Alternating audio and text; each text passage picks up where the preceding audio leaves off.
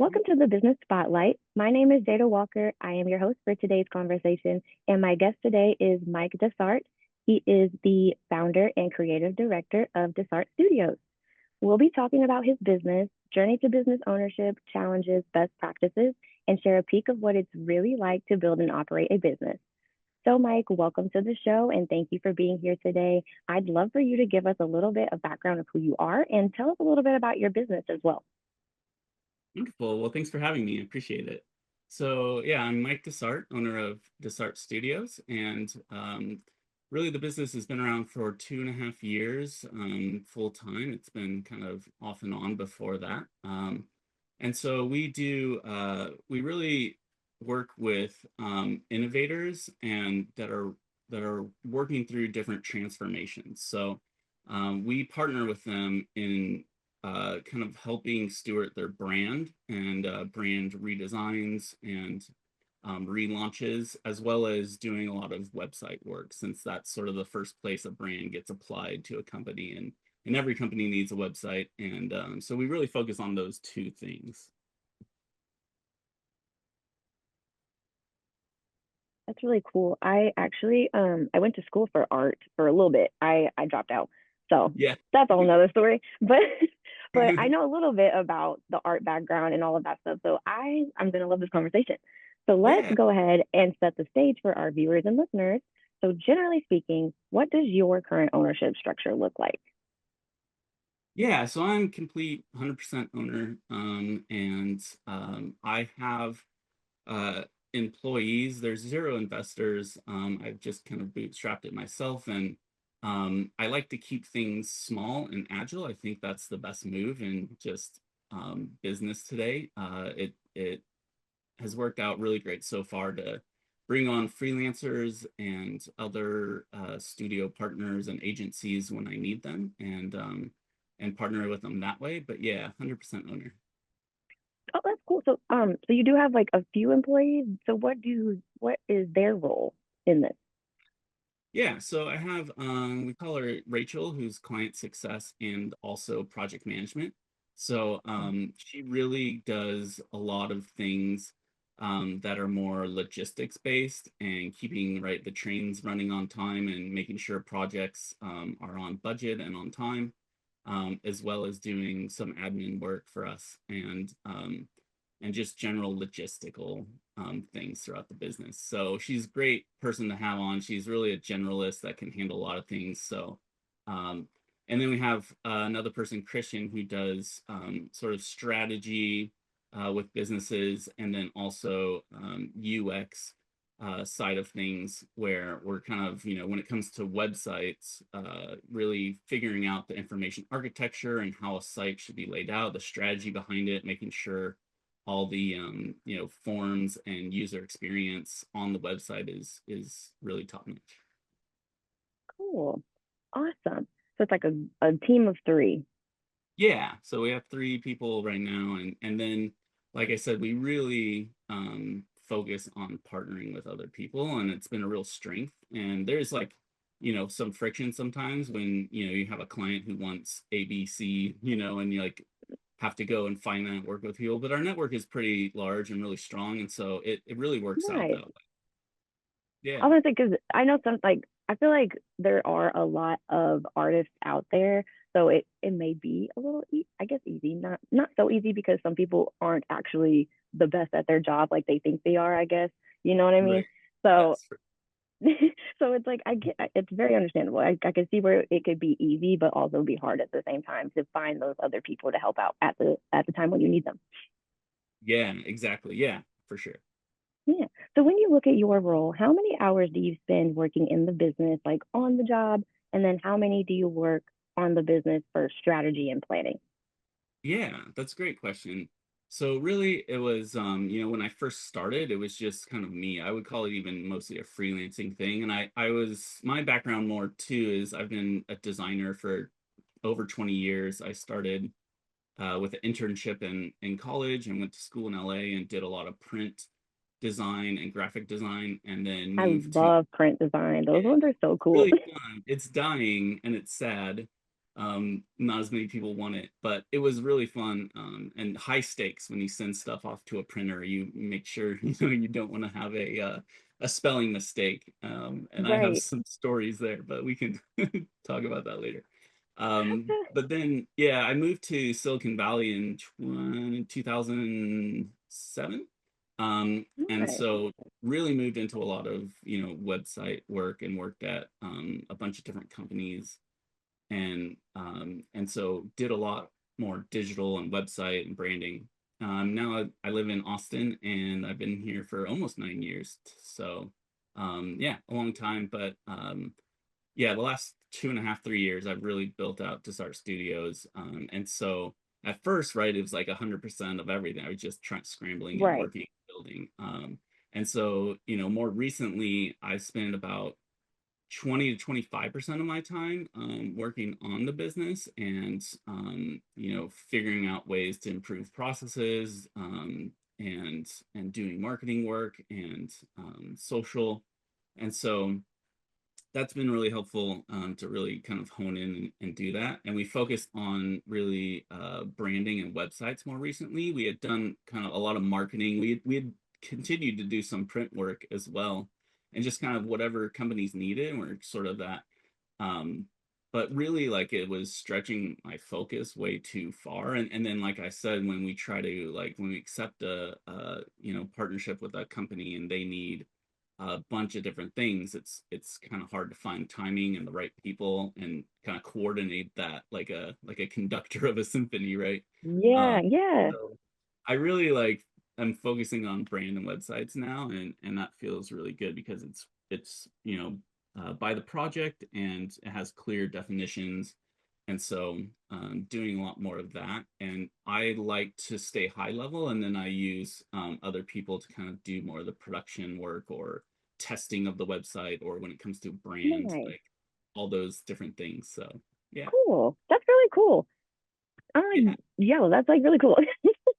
Okay, so before we get into the nitty gritty of the business itself, let's look into your background a bit and what led you here. So, why did you choose to go into business for yourself, and as opposed to going into working for someone else? Yeah, absolutely. So I've never really been entrepreneurial, like, at all in my life before. I got the internship, I got the jobs, I did the jobs, I like worked in corporate America. I worked Hmm. for SurveyMonkey, and I worked for LinkedIn and a bunch of other startups. So I liked startups. So I guess there was an aspect of, I didn't like being in large companies where you're just a small kind of part of it. So I liked seeing my Mm, work have impact. And the smaller the company, the bigger the impact. And so really, like, that led me to kind of think about entrepreneurship more. And um, just through talking with various people about how they've started their own businesses, and doing, consulting, and starting a business after having like a long career within a certain area. It seems to be pretty common, actually. And then also, it just comes down to, like, wanting to have the freedom and flexibility of working for myself, and everything that comes with it. So it was a pretty easy transition to move into that.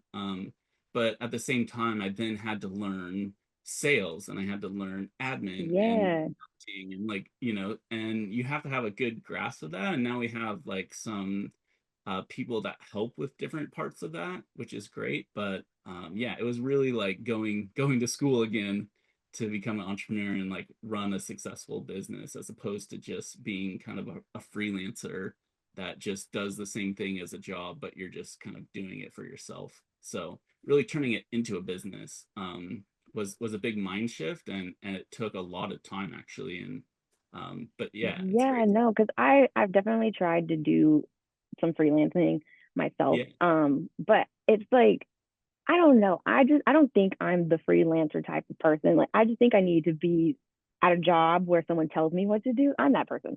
I don't know why I am, but I am. I'll admit it. I'm that person. I need Most, someone to like, tell me what to do sometimes.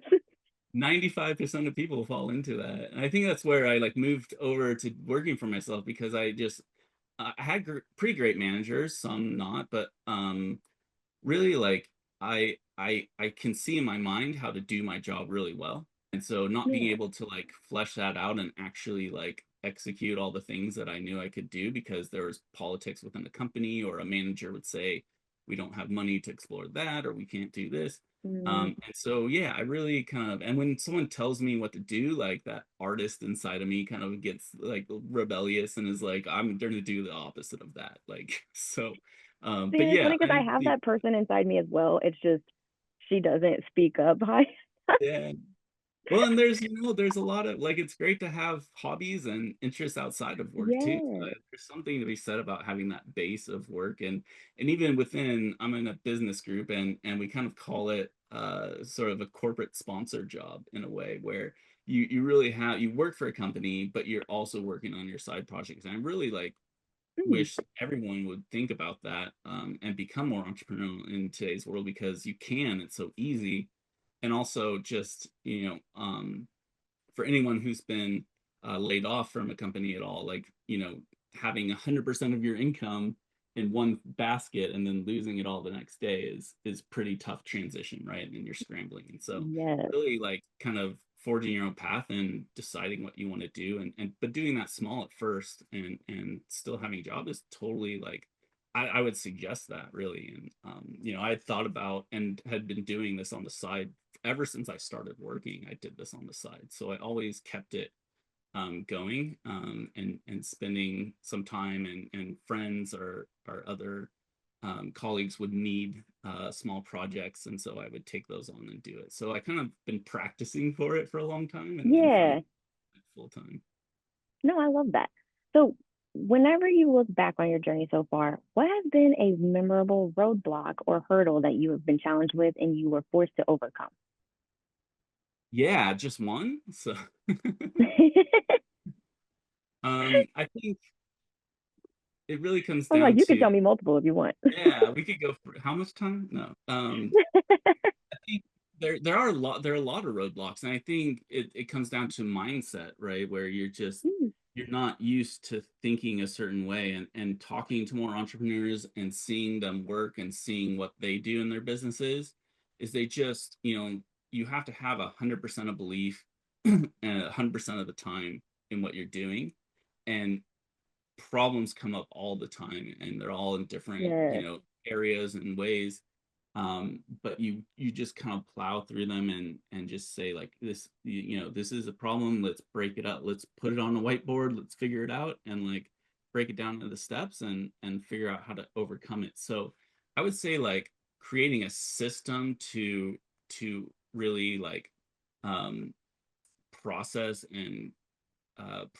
different kind of roadblocks and hurdles is the best thing to do, because they're always going to be there.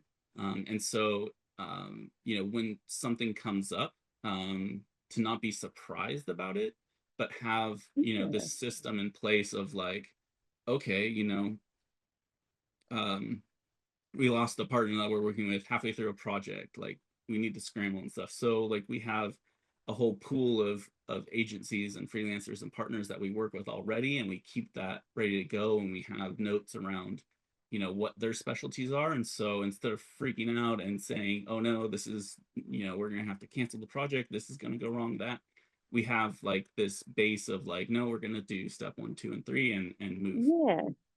So That almost is almost like therapy, how they you have steps where you work through, like, I guess like your anger. I've never been to therapy, I probably should, but I've seen it on TV shows where they're like, you have steps, you do this, da da da. And I'm oh like, yeah. that sounds really like therapy. That's cool.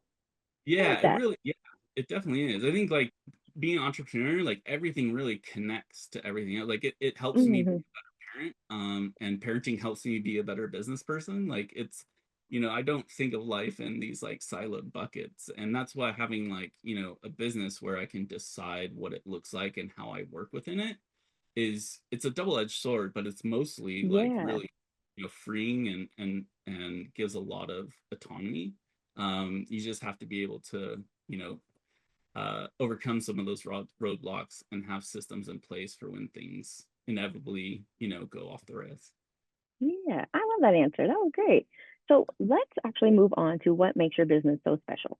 Why do your clients, or anyone, why would they choose you guys instead of your competition? Yeah. Yeah. So I think when it comes down to brand, and we think about brand all the time, and that's what we do, right? And um when you think about that, looking at your competition often, seeing what they're doing. I see this all the time of, founders or marketing VPs that we work with are like, we really like ABC company in our industry. We want to essentially copy their website, right? We want to say what they say, Mm-hmm. make it easy for people to compare. So um, we really like are purposely different, and that's why we focus on um, really transformation, and elevating a brand to be something different, and new. Because when you're branding something, and yourself included, like, we don't want to look like other agencies. We don't have want to have a standard like services thing and use Yeah. all the same lingo. We kind of purposely want to be different, because then it kind of signals to people that, like, okay, like, I'm going to get, something that's maybe a bit more innovative, a new process, a new, something here that's going to be better than the way people are doing it. So yeah, we really focus on doing all of, really exploring a lot of new technologies and new things to get our work done. um and if it's better, it's better, and we use it, and it works better. And so that's where our customers, they really have to be, we call them innovators. Like, they have to be an innovative Yeah. spirit to work with us, because if people just want things the same, and they just kind of, they want their logos blue but they kind of want it to be purple, like, they could see someone else about that, right? Like, we're gonna Yeah. really elevate it and bring it to something that it needs to be, and differentiate it within the market, and really do that with some new, different ways of working. And so yeah, we really like don't think about competition a lot. And really, people choose us because we have that difference of transformation, really. So it a lot of people focus on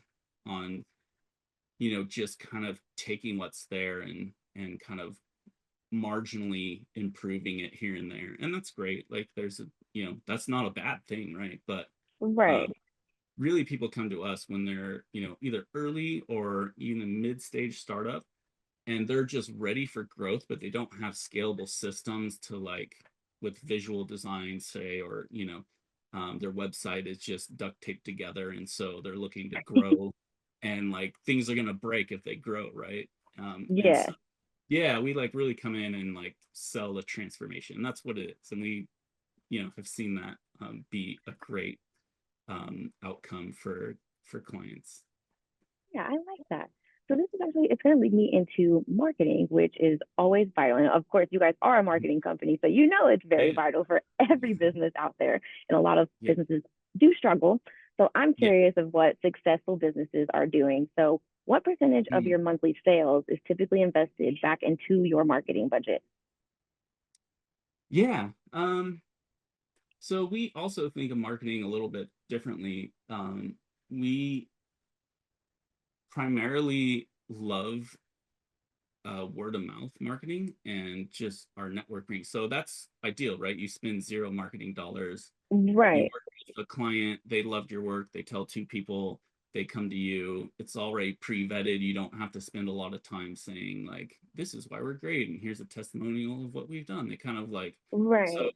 so that's our ideal, right? Like, you don't, it's word of mouth. And I think that speaks to like quality of work, and doing these transformations that really make people stop, and like, I asked them to do this, but they really like took our brand to this place, and like, that's made a Mm, huge difference.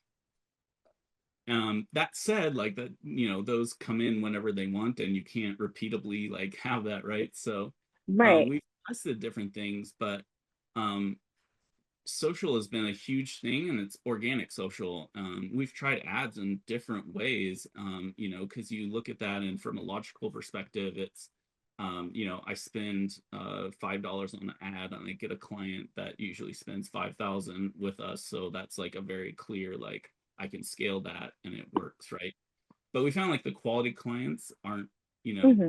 always there. I think alignment with what you're doing and the fact that we don't work and operate like a lot of other companies, we need kind of clients to buy into that, to work with us. And so really, there's this idea of founder-led marketing, and on social, you're Mm. just, you be yourself as a founder. You talk about things you love. You talk about how you love your work and what you're doing that's, different and new, and that's just magnetic, and people, reach out from that. So it's really a lot of organic, and so I spend a lot of time on that, not necessarily like, a bunch of marketing dollars being spent on Yeah, I ads. was gonna say, do you guys do your own marketing, or do you have another company that you go through that does your marketing? Yeah, no, we do our own. So yeah, we do Nice, own nice. everything, right? And so that's one thing we know is like marketing. And that's, as a designer in my career before, I always worked on a marketing team. And then, companies, unless they're a lot larger, don't have a separate brand team. So usually the marketing people are the brand, people. Oh, okay. Yeah, Um, yeah. and so yeah, I like kind of understand that whole thing. But starting my own business, that's like what I knew. But that only Mm-hmm. gets you so far, right? So I had to learn a lot of the other things. But yeah, marketing, we try to not spend money on marketing, really, because we really focus on that just organic growth, and just, if you are very clear about what you do and who you are and how you do it, then like people know that and they come to you. So there's like a distribution. That's where social is amazing, right? Like you can, Yeah. send a post and get thousands of people seeing it. And someone told me, right, like that's, if you imagine like you were giving a keynote or you said something and like 2,000 people showed up to listen to you, you'd be like really, impressed and big. But like if you're on your Yeah. laptop, you're like doing a post and you send it, it's just like, a normal thing. But the reach and Right. distribution of that is huge. So I think like everyone should focus on that. Yeah, I love that. And I like how you guys do your own marketing, because then it also shows that you guys know that you how to do your job. Yeah. So then Yeah. people It's are a like, yeah, first like this is for sure. perfect example. So Exactly. of Yeah. course, you so moving on from marketing to sales, what does your guys' sales process look like? Like if I were to refer someone over to you, what can they expect to experience as you guide them on the choice to do business with you? Yeah, so I think alignment is the first thing. So, like I said, our big filter is innovators ready for transformation. So we just try to understand from them, like, are, what's what's the sort of purpose or inflection point that brought you here? Like, um, are you did you if for startups that we work with, right, you typically is a new Mm-hmm. round of funding that they get. So they'll get a Series B funding, and so they're ready to invest money in their brand and marketing and design, to really fund and like stage their next kind of stage of growth. And so we just try to understand like what they're at, what they're looking for. And so if they are an innovator ready for transformation, then we know that they're a client of ours and that we can really speak to them and show them work that we've done, that really shows that, and shows how brand could be a multiplier of everything else in your business, right? And like Apple is a great example, right? Like they can charge whatever they want because their brand is so strong and they have so much Yeah. loyalty. So it's, we try to just do really great work and then share that with the right people. And then we have, a lot of other partners too, where maybe it's not a good fit, and so we'll send them to someone else. um, but really that process, it looks like a quick 15-minute discovery call, and then just to have that alignment, and then if that's there, then we kind of jump in and do a proposal based on that, have another meeting potentially, or exchange emails about really the details of what they want. And then like Mm-hmm. I said, we're really like, um, we want to give people what they want, sure, but we also want to give them what they need, right? And Yeah. so a lot of times, we've had clients, come in, they just want a website, or they want to add a couple pages to their website. But really look at it and it's like, okay, well, you can do that, but it's not going to have as big an impact as like actually you're going through a big change right now. You need to set up your brand to reflect where you're going, not where you've been, right? So a lot of people's websites are Hmm. 2 or 3 years old, 5 years old, and they just like they aren't even close to like what they're doing now and where they want to be. And so we try to get them there and doing it efficiently. And so our proposals will typically kind of have these different stages and tiers where they can kind of make that choice, right? Do we Yeah. want to just go with what we thought, or do we want to actually, you spend some more, invest some more, and get a lot better outcome that's really, again, transformational for their business. And so really that's where it becomes an investment in your brand and marketing, and that over the long term always wins. So Yeah. I was gonna say, because you were kind of talking about like the different tiers of, I think you're talking about like the cost of things. Is that correct? yeah. So do you have like a base price for certain things, or is it just kind of based off of what they're wanting? Like, and you guys discussed that in like the discovery call, Yeah, I mean, we have or through some email? general internal kind of guides, but it really comes down to where they're at in their business, the transformation that they're looking to have, and what impact will that have. So it's typically referred to as like value-based pricing. So Hmm. um, we just did a great brand for someone who's very small, starting out. It's just her.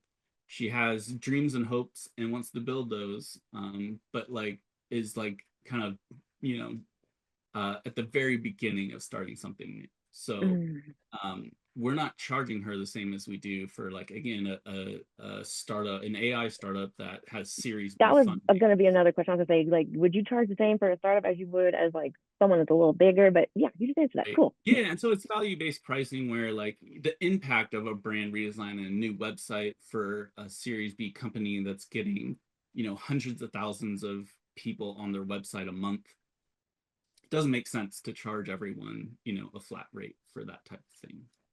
Right. Okay. I like that. Okay, so you have mentioned having a few team members. Like we talked about it a little bit earlier, so I'm going to bring it back to that because I think it's important to address the topic of building a great team. So, how would you describe your leadership style in business, and has it changed over the years at all? Hmm. Yes, it has changed. I was I'm not afraid to say it. I was a micromanager early on in my career, and as a designer, like I became, you're an individual contributor at first, and you kind of work through like mid-level designer, senior designer, and then somewhere in there, people want you to become a manager and start managing other Yeah, people, and so I kind of like obliged and did that, and like psyched myself up, and like I'm gonna be a manager, I'm gonna do it and be really good. I didn't enjoy it so much, right? Because I just didn't know like what I was doing. I wasn't comfortable in my own skin yeah, doing that. But when it came to running my own business and bringing people in for that, I knew what I was doing. I knew what I wanted. I 100% believed in the mission that I have, and so it really flows pretty easily. But I'm gonna come back to that like transformation idea because it's really transformational leadership. So it's giving there's kind of what's called do tell next. So you or tell check next. Sorry. So you tell okay. an employee what to do, you check that they did it, and you move on to the next thing. So that's like it's transactional leadership, right? Like do this Yeah, thing, I hired you for it. I'm gonna check that you did it, be a micromanager, and then like we're gonna move on to the next thing that needs to be done.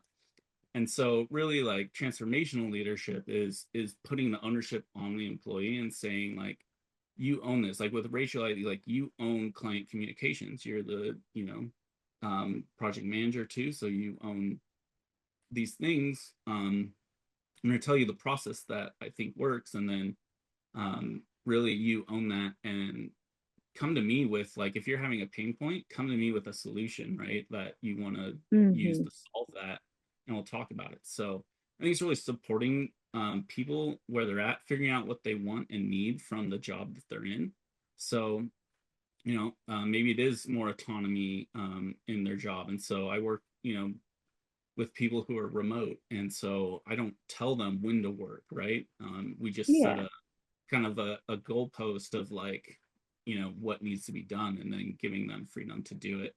But with that, you have to measure everything, right? So you have to measure like, are things getting done? So yeah, I try to manage like more hands off now, Yeah. and we've used even like personality testing for everyone in the company. So that I really love helps. personality tests. Yeah, it really helps a lot because you do kind of understand people in a deeper way, and you could work better as a team. Hmm.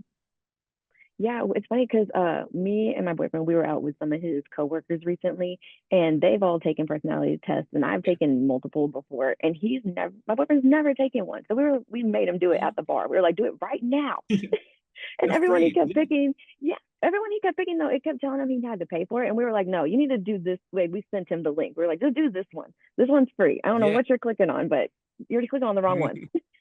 But it's so Yeah, funny. Oh my gosh. it's so cool. And yeah, it works in every relationship you have. Like it Yeah. helps you just understand things more, and then you can different people want to be led different ways, and really like your company should be able to like be big enough to people should be able to have a dream of their own to grow and change and work on that. Yeah. Like they shouldn't just put hours in at your job and then like want to move on. I really focus again on that transformation, right? So like giving people a budget or paying for like any sort of training that they want to do that will help them be better at their job, like that's a value. So it is like Yeah. really focusing on those things and letting the person like grow into something better than when they started working. Yeah, I like that. I love whenever someone is supportive. We have supportive people here, so I love my job. Yeah, and that's it, right? Like you love your job if you're given autonomy and are supported and a path to growth, and if people understand you and what you want, like that's the dream, right? Exactly. So I know you hire people outside of your job to help with some of these projects. So what has been your approach to hiring and I guess like retaining these people for later? Um, yeah, Yeah. sorry. I don't know if that was like kind No, of weird that's how I ended that, okay. but yeah. Yeah. I think the process is really I think first there has to be you have to very clear like a problem well defined is half solved. So having a really good job description of knowing exactly what you want from a certain role or a certain person um, is really important, right? Because then when you put that out, you're going to get people that already are kind of aligned to that and fit within that. Um, and then it's really like uh, taking all the people who come in, or like I said, like we do a lot of freelance and partnerships with other agencies, but same filter, right? Like if it's an agency we partner with, we want to make sure they're aligned with our goals and our process and way of working. And so first it's like a great understanding description of what you need and want, and then um, finding people who are aligned to that, and then also finding out what their motivations are, right? So in when it comes to certain projects, like a high profile client and doing work for them, maybe like getting that in their portfolio of things that they've done is really important, right? So, they're willing to work on a tighter deadline because they want to have that, and that's a motivation. And maybe, people I think assume money is like the only motivator for employees, and it's Right. just not true, right? I mean, it No. it's an internship if you don't pay someone for work, and that's bad, right? Yeah. You cannot call that a job, but like you don't have to pay people the highest to get the best people, and I've seen that in startups I've worked with is they do spend a ton of money on the best people, but there's no Hmm. alignment with their goal, and so then that person starts taking the company a different direction, or is doing processes and things that don't align with what you want, and so they could be really Yeah. really smart, and if things aren't aligned, then it tends to fall apart. So I like that answer. That was a great answer. Thank you. So let's actually fast forward and look at what's to come next. So where do you see your business in the next 3 to 5 years? Yeah, I have no clue. I don't know. I feel like the world is changing so fast that it's smart to It stay really open. is. It really is, and I think that AI is going to be a huge part of it, whether people want that or not. And we kind of see around the corner with AI a little bit since we work with a lot of AI startups and we use it in our processes already. Um, it's really it's really the Wild West. Like you have to spend a lot of time with different systems and seeing if they work and crafting prompts and doing different processes. So I think instead of like setting goals for like 3 or 5 years, um, I think you have the goal can be like I want to be more autonomous. Maybe as the owner, I want to work less hours in the business. So maybe that's Mhm. the goal. But then the how we get there, you have to kind of stay open to and be a little bit of kind of see what's developing and what's happening. I think it's a great time for people who want to start small business or do solopreneurship or write a book and have that and do speaking circuit um, really there's a ton of tools and ways to really quickly get up and running doing that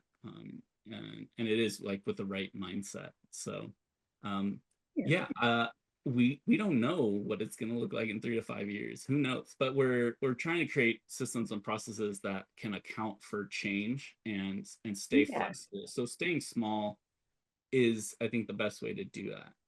And Yeah. having a large network of partnerships, you can move around to different things. So yeah, I we like try to that. stay open. That's nice.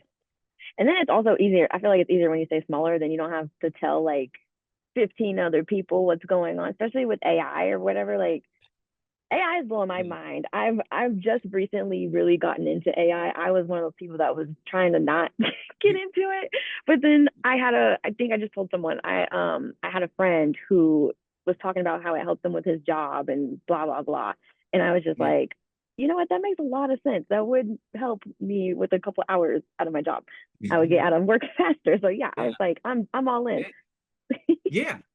It's so true. So yeah, like sticking your or sticking your head in the sand is like not a great plan, right? Like No, because I was this like, I don't want is to be like those old people who are just like stuck in their ways.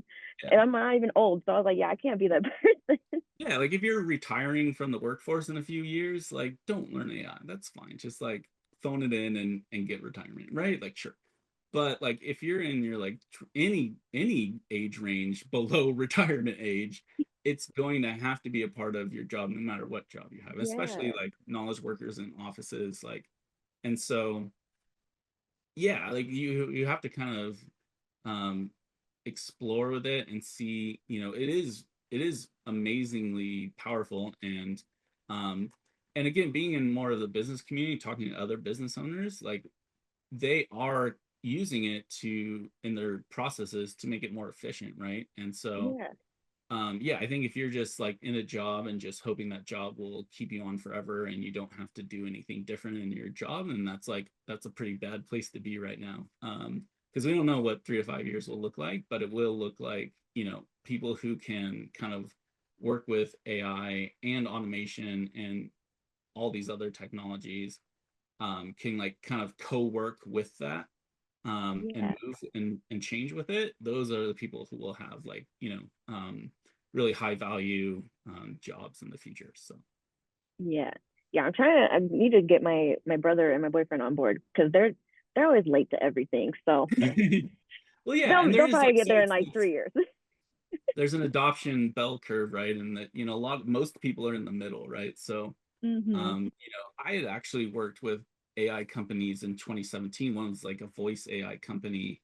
When Amazon Alexa first came out, like they used Hmm. AI to for a bunch of things and everything. So I've just seen it from early on, and like even I didn't Yeah. really understand it then, and that was like and then there was like this quiet period where it was silently in the background, like um, working on algorithms and doing a lot of machine learning with all the data it had. And now, like with the generative AI, like that's where, you know, a societal change is happening where it's like Yes. everyone can see this and experience. But it's been there for a long time, and business owners have been using it in their businesses for a long time. So Yeah.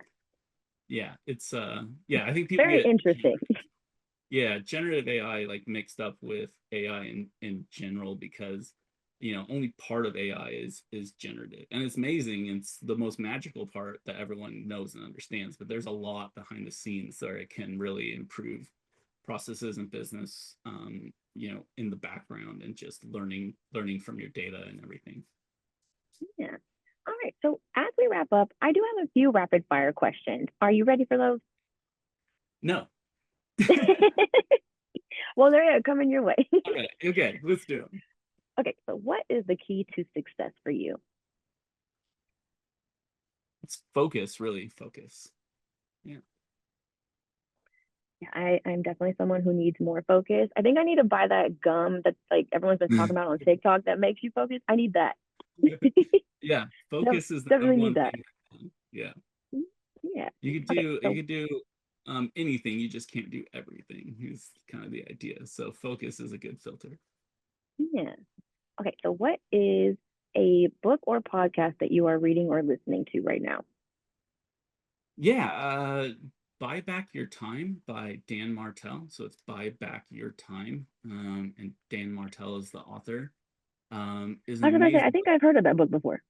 Yeah, it's pretty popular right now. It's been out for a couple years, but I reread it all the time and listen to it on Audible. But that as a business owner, that's been the most transformational thing for me as a business owner. And just this idea of the whole point is like um, really to not build a business that you grow to hate, right? And not work only in the business, but work on the business and use different resources in different ways to buy back your time, right? Because time is one thing you'll never get back. So if you Never. spend some money on administrative work or hire out someone to do accounting and buy back your time, you could focus more on sales, get more work, bring in, you know, so it's like really great book. Yeah. Okay. So this is a fun question. If you had a little bit of magic dust and you could choose this one spot in your business to sprinkle it on, where would that be? Yeah, that's a great question. Right now it's sales processes, so really nailing down the sales process and that workflow. I would love to streamline that more so we can get clients onboarded and ready and get to the work that we love, which is creating new things. So Awesome. Okay, so before we get to the final question of the day, would you please share with our audience how they can follow you and learn more and contact you? yeah, so I'm Mike DeSart on LinkedIn or other socials, but also DeSart Studios, DESART Studios. Most active on LinkedIn, but others as well. And our website is desartstudios.com. So studios plural.com. Yeah, reach out anytime. All right. Well, we have come to the final question. Okay, I gave it to you earlier, but I will definitely Mhm. repeat it. So it is, what is most inspiring to you today? Yeah, I think it's we're at a point now where like really there's such a low bar to start something new and different and to do it. I know people who have zero technical experience that are building apps in AI and things like that. So it's inspiring to see people. And for myself, I love music and I'm just not great at it. So I've used music AI apps and like in my head, it's producing the things that I've been wanting to, the sound that I want to hear and so it's just such a low bar. It's really inspiring to see like all those things and how people use them, just Yeah. even in their hobbies, let alone for job and like put efficiency and everything aside. It's Yeah. just fun. So People on social media surprise me all the time, especially yeah, with like some of their videography. Like, right, I'm like, how did you do that? exactly, Like, yeah. I went And to such art a low school and I bar. learned this stuff, and I'm like, I don't remember learning how to do that. Yeah, yeah. You don't need $10,000 worth of equipment, right? Like it's a No. great time. It's a great time to be alive, I think, and a lot, explore all of that stuff, and it's a lot of fun. Yeah. Well, this, of course, was a great conversation. I really did enjoy hearing your story. So thank you for sharing it. Yeah. Thank you so much. But Thank also, you. yes. And I also want to encourage all of you who are watching to save this show and come back and watch it again because Mike really did have some great insights for business. Also, do not forget to like and subscribe to our channel so that you can get notifications every time a new conversation drops just like this one. Thank you to everyone who joined us today, and a special thank you to you, Mike, for being here today. Again, we really appreciate it. Yeah, thank you, Jada. Appreciate it.